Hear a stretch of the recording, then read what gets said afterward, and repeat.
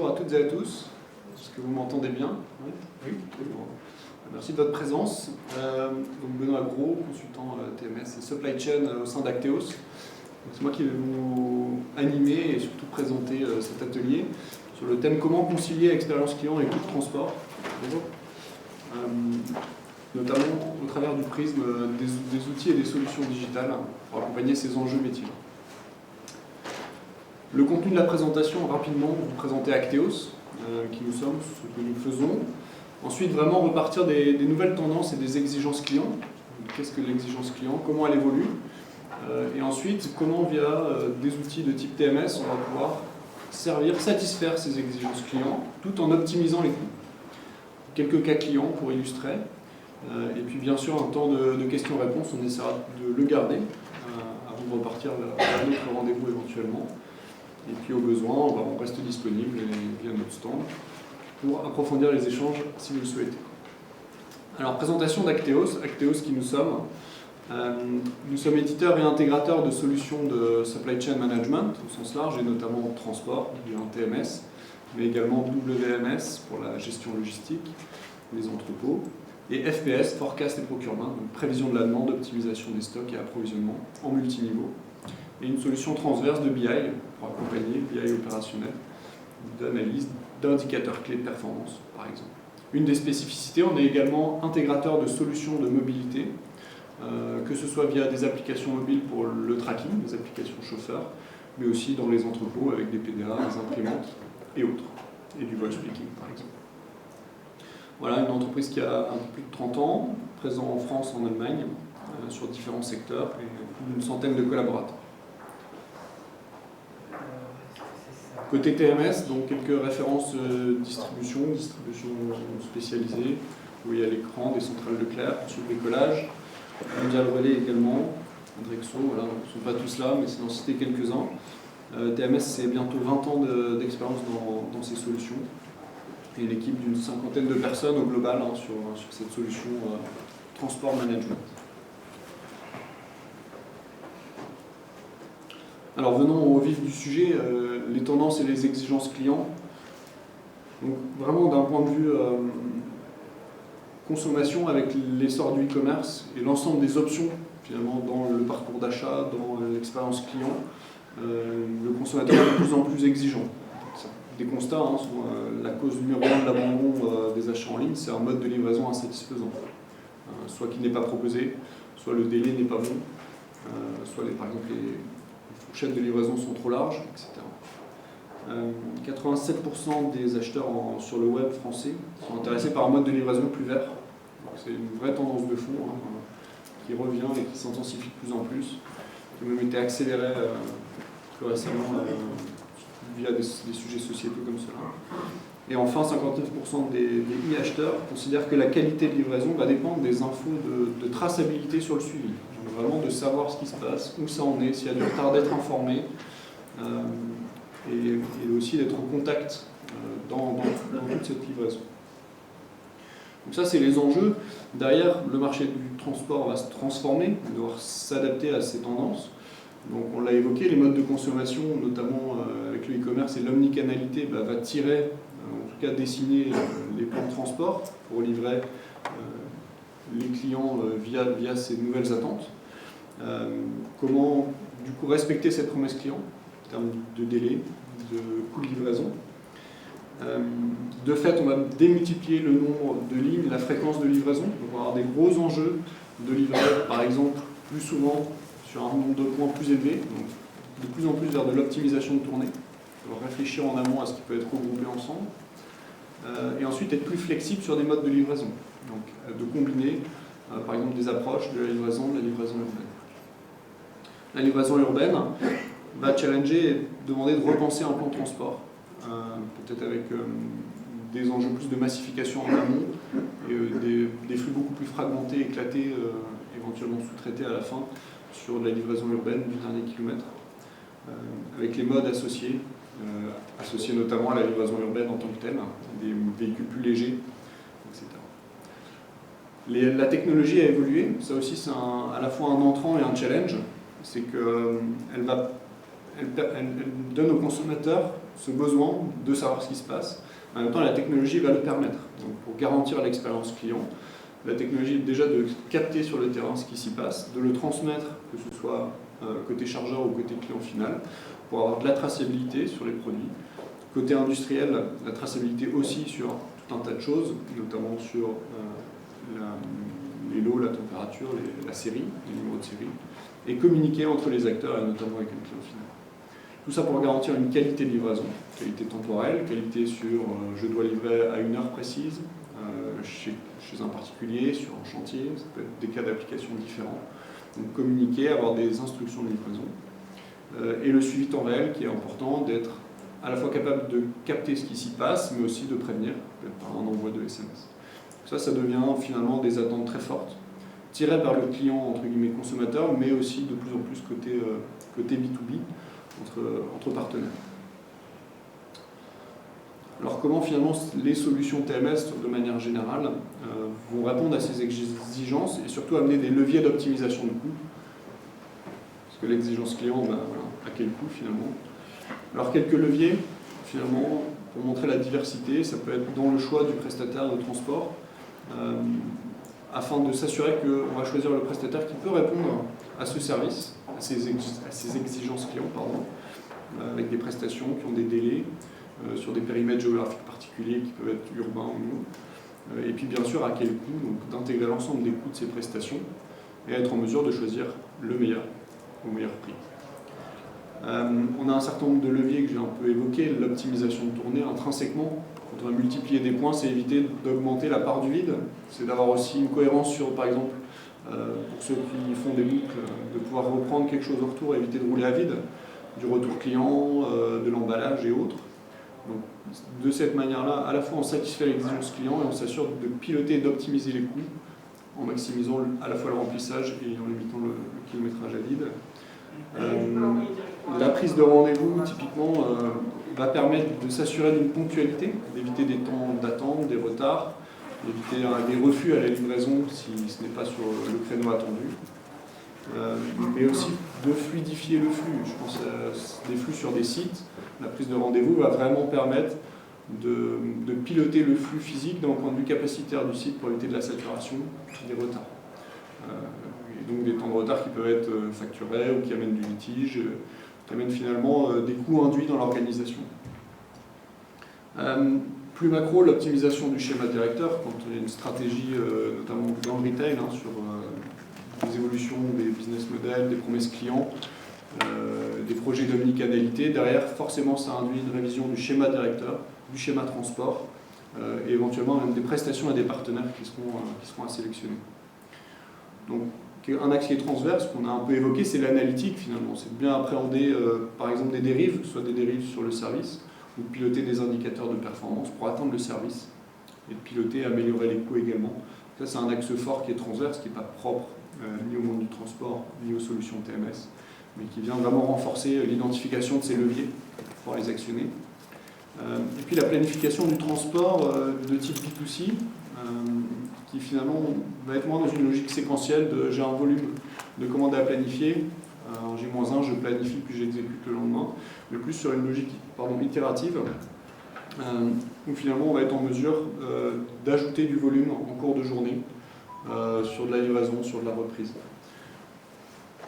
Donc pour illustrer finalement les attentes clients, c'est partir du client et commencer par la promesse client, qui n'est pas intrinsèquement une fonctionnalité TMS, mais qui va vraiment driver quels sont les attendus en termes de délai, de quantité, de type de prestation, de lieu et date de livraison.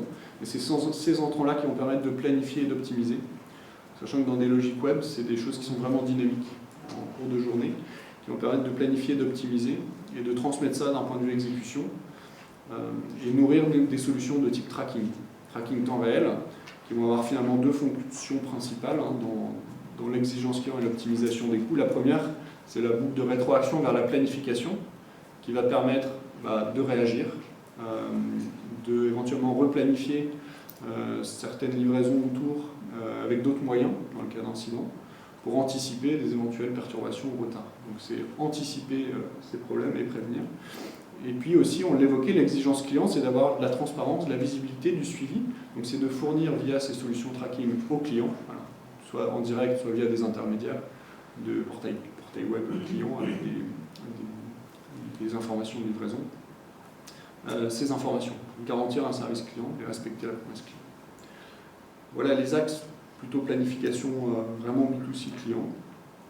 Ça peut être valable dans le B2B aussi, hein. Je prends l'exemple du B2C via les attentes de consommation, notamment liées au e-commerce, mais c'est vrai au sens large. Les fonctionnalités TMS, finalement, on pourrait les classer, on l'a vu, hein, il y a des choses qui sont plus dans l'exécution, d'autres qui sont plutôt en anticipation, dans l'organisation. Donc finalement plutôt sur des niveaux tactiques, opérationnels, exécution en temps réel, et puis plutôt des fonctions de régulation ou de contrôle. Donc d'un point de vue tactique, on est plutôt sur du dimensionnement. Donc dimensionnement via des plans de transport qui vont permettre de massifier du flux. Donc, le plan de transport va permettre notamment dans la révision de schémas, de flux, d'attendus, de promesses clients et de délais, de dimensionner les bons axes en fonction de zones, en fonction de traction, de logique de distribution sur certaines régions, qui vont permettre à la fois de servir ce client avec les bons attendus, de délai, de coûts, mais aussi d'optimiser d'un point de vue opérationnel derrière, en ayant des mailles de regroupement de ces volumes. Donc, le plan de transport va conduire à regrouper naturellement derrière des volumes et optimiser les coûts induits. Et surtout à avoir finalement dimensionné les bons ressources et les bons prestataires sur les bons segments. Un autre axe qui va ensemble finalement, c'est la simulation et les tarifs. C'est la capacité à simuler des tarifs, soit de prestataires existants sur d'autres périmètres, soit des nouvelles grilles sur les flux historiques de l'entreprise, pour permettre finalement de... Alors ça peut être challenger des bases tarifaires, ça peut être dans le cas d'appel d'offres avec des nouveaux tarifs, des nouvelles structures des grilles, c'est pas forcément lisible, lisant à froid une grille, donc c'est de la traduire et de l'appliquer à des flux réels, et de voir finalement où se situent les écarts, dans un sens ou dans l'autre, sur des typologies de commandes ou sur des régions. Donc, de cette manière-là, finalement, c'est de s'assurer qu'on aura le service via ces prestations pour notre flux, existant ou futur, au meilleur tarif. D'un point de vue planification, on retrouve les thèmes finalement de planifier le transport via, par exemple, de l'optimisation de tournées. Donc l'exemple que j'évoquais sur des tournées avec des boucles, par exemple, réduire les kilomètres parcourus, notamment à vide, réduire le nombre de moyens utilisés, quand on a des logiques flotte dédiées pour certains, c'est rentabiliser finalement l'utilisation de cette flotte, maximiser son utilisation sur des journées de travail. L'affrètement, on est vraiment sur le choix du meilleur transporteur d'un point de vue service d'abord, mais in fine aussi en fonction du prix. Donc le service, le délai, les éventuelles autres contraintes, qui peuvent être liées à des contrats, la répartition de volume par prestataire, mais aussi sur le prix le plus économique. Et c'est aussi la force de ces outils, c'est qu'on peut avoir une hétérogénéité dans les grilles pour une même prestation. On pourra choisir rapidement et en masse le prestataire le plus compétitif, y compris avec un certain nombre de frais accessoires. L'optimisation des chargements, qui est un axe qu'on n'a pas encore évoqué forcément ici, qui va plutôt être lié à la typologie de vos produits et à des logiques de précolisage qui viennent vraiment en anticipation, ou en fonction des unités plutôt commerciales de commande, par exemple des quantités, et à un référentiel logistique, on va vraiment pouvoir projeter le volume, le poids, le métrage associé à ces produits, avec les contraintes bien sûr de gardabilité, est-ce que c'est empilable, etc. Emboîtable, pardon. Donc on va réellement pouvoir optimiser physiquement le volume de ces expéditions à planifier et donc les chargements derrière, et donc limiter le vide qui est induit par une planification en étant plus précis sur l'estimation de ces volumes. Donc ça va permettre de densifier le chargement et maximiser le remplissage des moyens. Donc à Isoprix, on va transporter plus, donc on va optimiser les coûts au global. La saturation de flotte, ce que j'évoquais dans des cas où il y a des flottes propres ou dédiées, ou partiellement avec certains moyens qui sont dédiés ou loués, c'est d'avoir cette logique de pouvoir ajuster des variables entre du moyen dédié et de l'affrètement. Ça peut être des critères liés à de la variable d'ajustement selon des business saisonniers ou des activités ponctuelles. Ça peut être aussi sur des distances très éloignées où le retour des moyens dédiés peut être assez pénalisant, parce qu'il n'y a pas forcément de flux retour, que ce soit de l'enlèvement fournisseur, de le retour client, de la ramasse emballage. Donc, dans ces configurations-là, ça peut être l'affrètement priorisé, ou plutôt des boucles cohérentes sur des tissus plus denses, où on a du flux retour pour les moyens dédiés ou les chauffeurs en propre, par exemple. Voilà, c'est des illustrations de la partie planification. Côté exécution, on l'évoquait, on va être très centré sur le track and trace. Par exemple, via une application mobile, mais pas que, ça peut être des dispositifs embarqués. Pour respecter la promesse et l'expérience client, c'est les exemples que je citais avant. Quelques fonctionnalités, c'est le recalcul de l'ETA, date estimée d'arrivée, qui va finalement permettre deux choses. C'est la réactivité d'un point de vue organisation, puisqu'on a l'info tout de suite, on ne doit pas attendre que finalement le client insatisfait nous remonte un mécontentement et le retard est déjà constaté. Donc c'est d'anticiper ça, déjà pour l'information, pour l'expérience client, et être plus proactif. C'est le cas par exemple sur des tournées derrière qui s'enchaîneraient sur plusieurs moyens ou avec un même transporteur. Un axe qui n'est pas toujours très connu mais qui a toute son importance, c'est que finalement le tracking va permettre un suivi très fin des distances et des temps parcourus en transport. Et donc dans des logiques de coûts par exemple avec des forfaits horaires ou des forfaits kilométriques, notamment sur l'allocation de moyens, ça permet finalement d'être plus précis et plus juste dans la donnée utilisée pour la valorisation, la préfac, donc les factures réglées. Donc ça permet d'optimiser et réduire les coûts au global. On est moins basé sur du déclaratif, par exemple, sur ce type de remontée d'heures. Derrière, forcément, les fonctions de contrôle et de régulation ont tout leur sens pour finalement s'assurer qu'on va bien contrôler ces coûts. Et puis derrière, si tant est qu'on identifie des écarts et des leviers, c'est comment finalement on va pouvoir les partager, communiquer en interne ou en externe, et venir ajuster ces leviers. Donc un des axes forts quand on parle de coûts, c'est la préfacturation et le contrôle facture, forcément, nécessairement. Donc, dans les TMS, fonctionnalités cœur qui vont être finalement d'automatiser déjà, c'est un premier niveau, éviter des ressaisies de flux, des ressaisies de grilles, des ajustements dans les frais et les tarifs. Donc c'est amener finalement aussi cette efficience dans ce process administratif. C'est amener du gain finalement par la digitalisation de ces opérations. Et puis forcément le gain qui va être l'écart entre le montant préfacturé et le montant facturé, qui peut être dans un sens ou dans l'autre, l'écart. L'idée c'est que le gain soit finalement sur à la fois des écarts constatés, mais aussi sur des écarts, et ça fait la transition avec le reporting et la BI, de bien constater des écarts, par exemple, à iso-prestation entre deux partenaires, c'est être en mesure finalement d'animer la performance et de reboucler avec les fonctions de type tactique qui peuvent être la simulation, la révision des tarifs, injecter des entrants dans les process d'appel d'offres, par exemple. La force de la BI, c'est qu'elle soit à la fois en termes de reporting a posteriori, mais aussi en temps réel, sur le suivi et l'animation de la promesse client, sur le respect des prises de rendez-vous sur les sites et l'arrivée, par exemple, de prestataires sur le site. Ça peut permettre de réagir assez rapidement pour être un tableau de bord qui peut être déporté sur de la mobilité, sur la tablette ou le smartphone. Donc on est vraiment ici plutôt en appui de l'optimisation de coûts. Alors quelques illustrations sur les concepts que j'évoquais. Donc la logique de saturation de moyens, d'optimisation de tournée. On va être vraiment sur la gestion d'un planning d'une flotte de véhicules, de moyens. On va chercher à optimiser des tournées en fonction de plusieurs critères. Donc il y a bien sûr le temps, la distance et les moyens qui vont être disponibles et utilisés. On va plutôt travailler sur une journée de travail avec des tâches qui s'enchaînent, voire plusieurs tournées. Pardon. Avec finalement la capacité à occuper à la fois en boucle aller et en boucle retour, donc notamment quand il y a du flux d'emballage ou du retour client ou des flux mixtes de livraison et de ramasse. Ce sont les principaux enjeux des chargeurs sur vraiment occuper, saturer des moyens avec des tournées, à la fois de l'optime de tournées de livraison multipoints, mais aussi sur des boucles de type retour. Plutôt connoté affrètement derrière, notamment sur la partie simulation tarifaire qui vont être liées à l'ensemble des grilles et des barèmes utilisés. C'est être en mesure finalement de simuler ces grilles ou de comparer deux prestations de deux transporteurs existants sur un même périmètre avec le calcul des gains sur les flux réels, c'est l'état qu'on voit à droite, et puis de le visualiser via un module de BI, que ce soit sur des graphes mais aussi sur une carte qui permet de voir les distinctions par exemple régionales qu'il pourrait y avoir en fonction de la taille du flux et de la typologie du flux.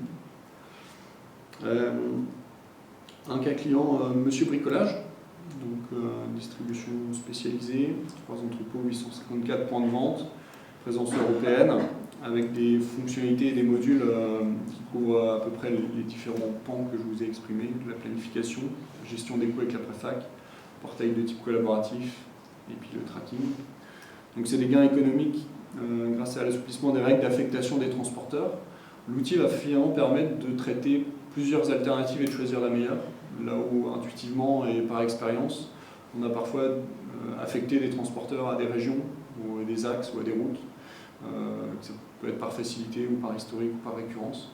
Donc ça amène finalement de relâcher les critères de décision pour permettre à l'outil de choisir le meilleur, d'automatiser la préfacturation, augmenter le taux de remplissage, notamment via l'estimation de ses volumes, pour planifier et regrouper des volumes sur les mêmes affrètements, et donc en résultant un coût unitaire de transport à la palette qui baisse lors de 8%.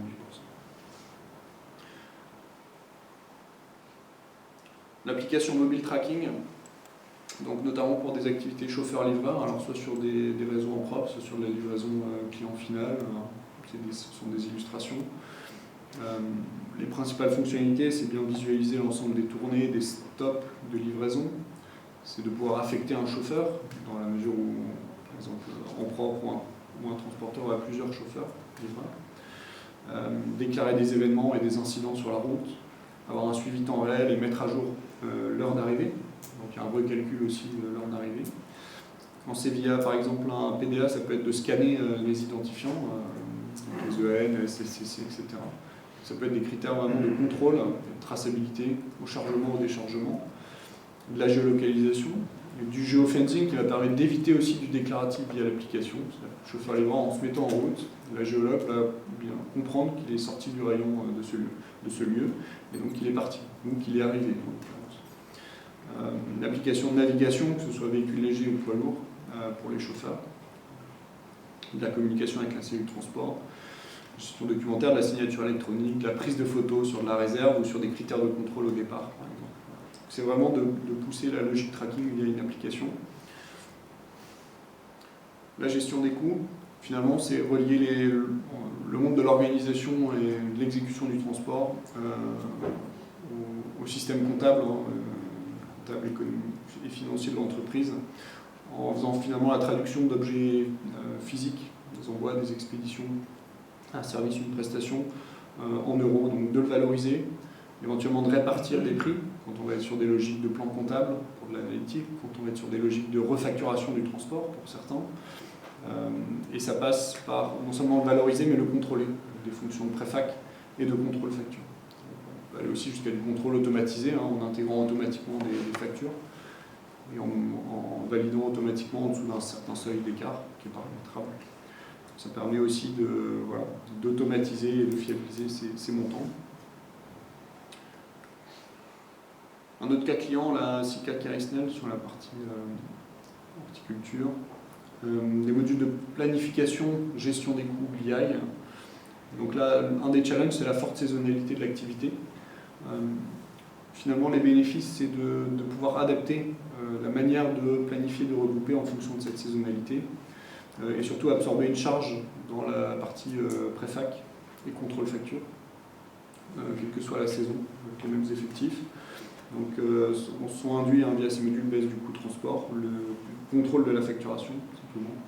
Le respect des délais, puisque côté saisonnalité aussi, en fonction de l'anticipation de certains volumes ou non, c'est d'être réactif pour traiter l'ensemble du flux et s'assurer qu'on respecte les délais et la saisonnalité que j'ai. Voilà, dernière illustration avant de pouvoir garder un petit temps d'échange, c'est le reporting et le pilotage qui sont paramétrables, qui doivent finalement répondre aux enjeux métiers que chacun rencontre sur le service client, qu'est-ce que je veux monitorer. Donc c'est la capacité à définir ses propres indicateurs de performance et le prisme de données qui est pertinent. Il sera peut-être au site pour certains, à la région pour quelqu'un d'autre, sur un type d'activité pour d'autres qui ont plusieurs types. Régionalisé ou par pays pour d'autres. De la même manière, les coûts par unité d'œuvre peuvent être suivis en coûts palettes, en coûts kilomètres, ça dépend vraiment du périmètre. Donc c'est tout l'enjeu aussi d'amener des outils de compréhension des données en elles-mêmes pour mieux analyser la performance et finalement permettre une prise de décision alors qu'elle soit hors outil, parle beaucoup d'outils aujourd'hui, parce que forcément il y a un parti pris, mais hors outils sur, ça peut être de l'animation de performance, ça peut être améliorer la collaboration, que ce soit en interne ou avec d'autres, ça peut être lié aussi à l'achat transport, à revoir des schémas clients et les schémas transport. Il y a d'autres leviers. Et bien sûr, les leviers d'ajustement dans l'outil, par exemple de tarifs qui seraient en écart ou qui seraient erronés, ou des frais additionnels qui auraient lieu. Il faudrait vraiment ajouter dans l'outil pour être le plus près possible, le plus fiable et éviter de devoir retraiter, par exemple, toute la préfacturation. Voilà, on peut passer à un temps de questions si vous le souhaitez. Si vous avez des questions sur la présentation et même plus largement.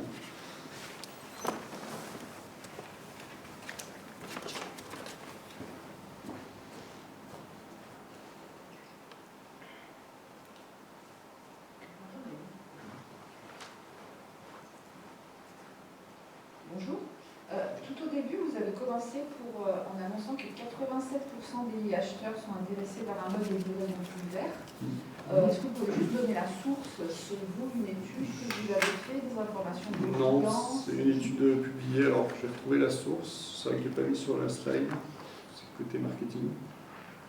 Je vais vous la donner. Je ne sais pas si vous l'avez au niveau. Attendez, c'est ici. FEVAD. J'ai pas plus d'infos sur quelle étude de quand, mais 87% des Français sont intéressés par un mode de livraison plus vert, source FEVAD. D'ailleurs, j'en profite, on a publié un livre blanc sur les solutions digitales qui est disponible en téléchargement sur notre site internet. Donc on reprend un peu ces éléments, notamment les nouvelles tendances, plutôt ici en ouverture dans le livre blanc, mais qui vraiment sont structurantes dans l'organisation de transport et notamment via les solutions utilisées. Donc, il est téléchargeable sur notre site web. Mais est-ce que les acheteurs sont prêts à payer plus cher? Parce que la question, elle est très vague. Est-ce que vous êtes pour une livraison plus verte, moyennant un paiement identique ou moyennant un paiement plus cher? Le taux de réponse sera un peu différent. En fait, c'est tout je peux dire le paradoxe, on parle plutôt de trade-off, de compromis finalement à chaque fois, entre les attentes, qu'elles soient plus vertes, mais aussi, on ne va pas s'en cacher, toujours plus vite, toujours plus personnalisé, mais en même temps, un monde qui est ultra compétitif où on veut toujours moins cher. C'est un peu les stratégies à la Free ou à l'Amazon, c'est gratuit, c'est 1 €, c'est tout, vous reprenez, vous rendez tout, les retours, voilà. Le commerce, on en commande 10 paires et on les rend les 9, et c'est gratuit. Donc il y a vraiment, après c'est plus de l'ordre du sociétal finalement, les comportements individuels, de dire par rapport à mes convictions et ce que je veux, finalement, comment ça va se traduire dans mes actes et dans mon portefeuille, si je peux le dire ainsi. Et je pense que la question, elle n'est pas évidente. Alors nous, en tant qu'éditeurs, on a un avis sans avoir d'avis. Après, c'est plus pour les chargeurs, finalement. La stratégie, finalement, vers où on veut aller, qu'est-ce qu'on veut permettre et autoriser et à quel coût. Après, celui qui va rester maître de cette décision, c'est le consommateur. Dans son comportement d'achat, qu'est-ce qu'il est prêt à faire, qu'est-ce qu'il est prêt à payer. Et ça, malheureusement, c'est quand même lui qui drive sur le long terme ces comportements et ces tendances. Aujourd'hui, c'est sûr qu'il y a un paradoxe. Ça peut ne pas être des extrêmes, c'est des choses qui peuvent être compatibles, en tout cas dans une certaine limite. C'est-à-dire que ce qu'on va réinvestir sur une partie très aval de livraison finale, on peut le gagner en massifiant, parce que parfois c'est des stratégies d'expansion énormes, le e-commerce, ça permet de remassifier et de gagner en amont.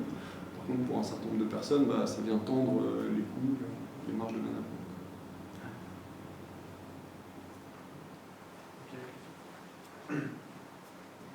Et bonjour, je voulais savoir comment vous différenciez des autres TMS qu'il y a sur le marché actuellement. Alors on va se différencier de plusieurs aspects. L'aspect assez prégnant, c'est la partie tracking avec une application mobile, et même la capacité à accompagner et à intégrer du matériel de type PDA pour équiper les chauffeurs livreurs. C'est un axe fort notamment qui a été présenté ici. Un autre axe, ça va être finalement, je vois 2 autres axes, je vais essayer. Le deuxième finalement, c'est d'être en capacité de gérer des logiques mixtes d'affrètement, d'achat-transport et de flotte dédiée, avec notamment l'articulation entre les deux. Il n'y a pas une règle simple de dire il faut que je sature mes moyens propres, même si c'est une tendance de fond, avec une approche du métier du planificateur transport sur des lancements en fonction de différents critères qui peut être lié à l'activité, à la dispo de moyens, à leur spécificité. Mais comme je l'évoquais aussi, en fonction par exemple de est-ce que ça fait sens d'avoir du flux retour sur mes moyens dédiés ou pas. Donc ça, on a une vraie réflexion, une vraie approche qui se traduit fonctionnellement dans les outils. Et la troisième, finalement, c'est d'être éditeur aussi d'autres solutions de supply chain, notamment WMS. Et donc ça fait vraiment du sens pour beaucoup de nos clients d'avoir à la fois le WMS et le TMS, sur des logiques par exemple où le plan transport va descendre côté WMS pour la préparation et d'être intégré au chargement. Pouvoir finalement expédier et charger en fonction de ces tournées-là. Ça peut être aussi le cas sur des portails de prise de rendez-vous. On va permettre la prise de rendez-vous à la fois sur du flux qui est géré par la cellule transport, mais aussi du flux rendu ou enlèvement client sur les sites. Donc ça fait un vrai sens et une vraie articulation. Et puis d'un point de vue interface, finalement, ça permet d'éviter des ressaisies et d'intégrer nativement, ou en tout cas d'avoir anticipé, sans forcément que ce soit notre solution, hein, mais avec d'autres solutions. Par exemple, les arrivages, les quais sur nos portails d'accueil chauffeur, en fait, prise de rendez-vous accueil chauffeur, qu'on nous propose dans le cadre du TMS, on s'articule naturellement avec des informations qui peuvent venir d'un WMS. Voilà, j'espère que ça répond globalement sur ces 3 points à la différenciation. Merci. Et donc, deuxième question, dans la phase, je suppose qu'il y a une phase développement, déploiement, quand on lance un projet TMS dans une entreprise. Sur la phase opérationnelle, aujourd'hui, vous la commercialisez sous forme de licence que vous vendez à l'utilisateur, ou c'est une facturation à l'ordre de transport ou à la rotation? Alors on n'est pas sur du transactionnel en fonction de la volumétrie, on est plutôt sur des métriques qu'on dimensionne ensemble, qui peuvent être le module, le moyen de transport, l'utilisateur en fonction de la typologie d'activité. Ça, après, avec nos équipes commerciales, on peut aussi, en fonction des modules, d'implémentation, aller plus loin selon votre périmètre.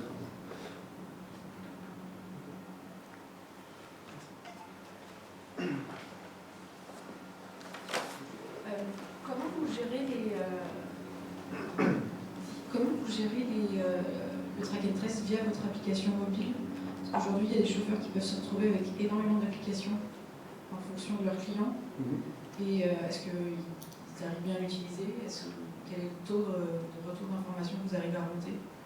Alors, aujourd'hui, l'application, quand elle est mise en œuvre, on va remonter finalement un certain nombre d'informations. Votre question est plus finalement quand on ne peut pas forcément mettre en œuvre cette application mobile, comment finalement on remonte de l'info. Je comprends que c'est plutôt ça. Est-ce qu'aujourd'hui c'est fiable parce que tous les chauffeurs l'utilisent bien, ou est-ce que potentiellement en fait il y a des moments où l'information ne remonte pas parce que le chauffeur qui a plusieurs applications, juste tout simplement ne l'utilise pas? Aujourd'hui, on est plutôt à anticiper le fait qu'on est sur des périmètres où finalement le chauffeur-livreur ne va pas non plus être noyé dans 50 applicatifs. Donc vraiment dans des cas où soit c'est dédié à une activité sur une période donnée, soit c'est des chauffeurs en propre. En fait, dans des logiques où le chauffeur a éventuellement plusieurs clients et plusieurs applis, on peut être plutôt sur des logiques de boîtiers qui équipent les véhicules, alors que nous on ne fournit pas en propre, mais via des partenaires. Et finalement, nous, avec une API, on va capter toutes ces données, qui peuvent être de la géologue, de la température dans les remorques. Et ça, nous, on va l'utiliser dans notre portail. Donc finalement, ça remonte plutôt de boîtier via une API, plus que d'une application mobile. En revanche, ce que ne fera pas le boîtier, et c'est là où c'est aussi un compromis avec le client chargeur, il ne pourra pas faire la prise de photos, il ne pourra pas scanner les EN au déchargement, il ne pourra pas prendre une signature client, digitale, je veux dire. Donc c'est aussi le compromis entre finalement, est-ce qu'on est en mesure d'avoir cet outil qui va être l'outil de travail numéro 1 du chauffeur-livreur, parce qu'il est dédié à une activité, au chargeur et autres, ou est-ce que finalement le besoin il est surtout de traquer en termes d'heures, et auquel cas il y a 2 dispositifs qui existent, couplage qui peuvent être couplés avec notre solution, ou carrément une solution tracking, et nous on vient travailler par module avec la planification et la gestion. Mais assez ouvert là-dessus. Voilà, je vois que c'est l'heure, et on va enchaîner les rendez-vous. Merci beaucoup. On est sur le stand de X54 si vous voulez poursuivre aussi les échanges. Merci à vous.